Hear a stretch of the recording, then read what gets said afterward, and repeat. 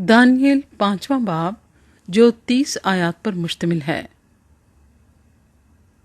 بیلشزر کی ضیافت۔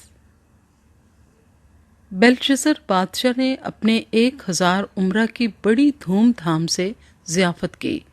اور ان کے سامنے مے نوشی کی۔ بیلشزر نے مے سے مسرور ہو کر حکم کیا کہ سونے اور چاندی کے ظروف جو نبوکت نظر اس کا باپ یروشلیم کے ہیکل سے نکال لایا تھا لائیں، تاکہ بادشاہ اور اس کے امرا اور اس کی بیویاں اور حرمیں ان میں مے خوری کریں۔ تب سونے کے ظروف کو جو ہیکل سے یعنی خدا کے گھر سے جو یروشلیم میں ہے لے گئے تھے لائے، اور بادشاہ اور اس کے امرا اور اس کی بیویوں اور حرموں نے ان میں مے پی۔ انہوں نے مے پی اور سونے اور چاندی اور پیتل اور لوہے اور لکڑی اور پتھر کے بتوں کی حمد کی۔ اسی وقت آدمی کے ہاتھ کی انگلیاں ظاہر ہوئیں اور انہوں نے شمعدان کے مقابل بادشاہی محل کی دیوار کے گچ پر لکھا، اور بادشاہ نے ہاتھ کا وہ حصہ جو لکھتا تھا دیکھا۔ تب بادشاہ کے چہرے کا رنگ اڑ گیا اور اس کے خیالات اس کو پریشان کرنے لگے، یہاں تک کہ اس کی کمر کے جوڑ ڈھیلے ہو گئے اور اس کے گھٹنے ایک دوسرے سے ٹکرانے لگے۔ بادشاہ نے چلا کر کہا کہ نجومیوں اور کستیوں اور فالگیروں کو حاضر کریں۔ بادشاہ نے بابل کے حکیموں سے کہا کہ جو کوئی اس نوشتے کو پڑھے اور اس کا مطلب مجھ سے بیان کرے ارغوانی خلت پائے گا، اور اس کی گردن میں زریں توق پہنایا جائے گا، اور وہ مملکت میں تیسرے درجے کا حاکم ہوگا۔ تب بادشاہ کے تمام حکیم حاضر ہوئے، لیکن نہ اس نوشتے کو پڑھ سکے اور نہ بادشاہ سے اس کا مطلب بیان کر سکے۔ تب بیلشزر بادشاہ بہت گھبرایا اور اس کے چہرے کا رنگ اڑ گیا اور اس کے امرا پریشان ہو گئے۔ اب بادشاہ اور اس کے امرا کی باتیں سن کر بادشاہ کی والدہ جشن گاہ میں آئی اور کہنے لگی، اے بادشاہ، اب تک جیتا رہے، تیرے خیالات تجھ کو پریشان نہ کریں اور تیرا چہرہ متغیر نہ ہو۔ تیری مملکت میں ایک شخص ہے جس میں قدوس الہوں کی روح ہے، اور تیرے باپ کے ایام میں نور اور دانش اور حکمت الہوں کی حکمت کی مانند اس میں پائی جاتی تھی، اور اس کو نبوکت نظر بادشاہ تیرے باپ نے ساحروں اور نجومیوں اور کستیوں اور فالگیروں کا سردار بنایا تھا، کیونکہ اس میں ایک فاضل روح اور دانش اور عقل اور خوابوں کی تعبیر اور عقدہ کشائی اور حل مشکلات کی قوت تھی، اسی دانیل میں جس کا نام بادشاہ نے بیلتشزر رکھا تھا۔ پس دانیل کو بلوا، وہ مطلب بتائے گا۔ دانیل نوشتہ دیوار کا مطلب بتاتا ہے۔ تب دانیل بادشاہ کے حضور حاضر کیا گیا۔ بادشاہ نے دانیل سے پوچھا، کیا تو وہی دانیل ہے جو یہودا کے اسیروں میں سے ہے، جن کو بادشاہ میرا باپ یہودا سے لایا؟ میں نے تیری بابت سنا ہے کہ الہوں کی روح تجھ میں ہے،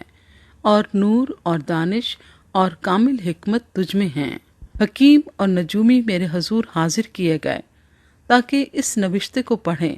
اور اس کا مطلب مجھ سے بیان کریں، لیکن وہ اس کا مطلب بیان نہیں کر سکے۔ اور میں نے تیری بابت سنا ہے کہ تو تعبیر اور حل مشکلات پر قادر ہے۔ بس اگر تو اس نوشتے کو پڑھے اور اس کا مطلب مجھ سے بیان کرے تو ارغوانی خلت پائے گا، اور تیری گردن میں زریں توق پہنایا جائے گا، اور تو مملکت میں تیسرے درجے کا حاکم ہوگا۔ تب دانیل نے بادشاہ کو جواب دیا کہ تیرا انعام تیرے ہی پاس رہے، اور اپنا صلہ کسی دوسرے کو دے، تو بھی میں بادشاہ کے لیے اس نوشتے کو پڑھوں گا اور اس کا مطلب اس سے بیان کروں گا۔ اے بادشاہ، خدا تعالیٰ نے نبوکت نظر تیرے باپ کو سلطنت اور حشمت اور شوکت اور عزت بخشی، اور اس حشمت کے سبب سے جو اس نے اسے بخشی تمام لوگ اور امتیں اور اہل لغت اس کے حضور لرزاں و ترساں ہوئے۔ اس نے جس کو چاہا ہلاک کیا اور جس کو چاہا زندہ رکھا، جس کو چاہا سرفراز کیا اور جس کو چاہا ذلیل کیا۔ لیکن جب اس کی طبیعت میں گھمنڈ سمایا اور اس کا دل غرور سے سخت ہو گیا تو وہ تخت سلطنت سے اتار دیا گیا اور اس کی حشمت جاتی رہی، اور وہ بنی آدم کے درمیان سے ہانک کر نکال دیا گیا، اور اس کا دل حیوانوں کا سا بنا اور گور خروں کے ساتھ رہنے لگا، اور اسے بیلوں کی طرح گھاس کھلاتے تھے، اور اس کا بدن آسمان کی شبنم سے تر ہوا، جب تک اس نے معلوم نہ کیا کہ خدا تعالی انسان کی مملکت میں حکمرانی کرتا ہے اور جس کو چاہتا ہے اس پر قائم کرتا ہے۔ لیکن تو اے بیلشزر، جو اس کا بیٹا ہے، باوجود کہ تو اس سب سے واقف تھا، تو بھی تو نے اپنے دل سے عاجزی نہ کی، بلکہ آسمان کے خداوند کے حضور اپنے آپ کو بلند کیا اور اس کی ہیکل کے ظروف تیرے پاس لائے، اور تو نے اپنے امرا اور اپنی بیویوں اور حرموں کے ساتھ ان میں میخوری کی،